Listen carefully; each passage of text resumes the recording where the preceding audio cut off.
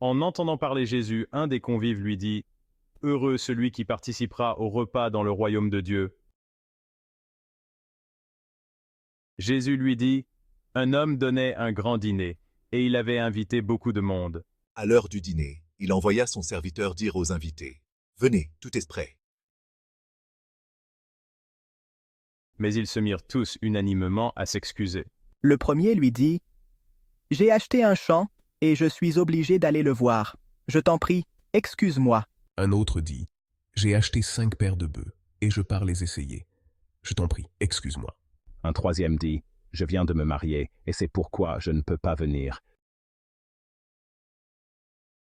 De retour, le serviteur rapporta ces paroles à son maître. Alors, pris de colère, le maître de maison dit à son serviteur: Dépêche-toi d'aller sur les places et dans les rues de la ville. Les pauvres, les estropiés, les aveugles et les boiteux, amène-les ici. Le serviteur revint lui dire: Maître, ce que tu as ordonné est exécuté, et il reste encore de la place. Le maître dit alors au serviteur: Va sur les routes et dans les sentiers, et fais entrer les gens de force, afin que ma maison soit remplie. Car je vous le dis, aucun de ces hommes qui avaient été invités ne goûtera de mon dîner.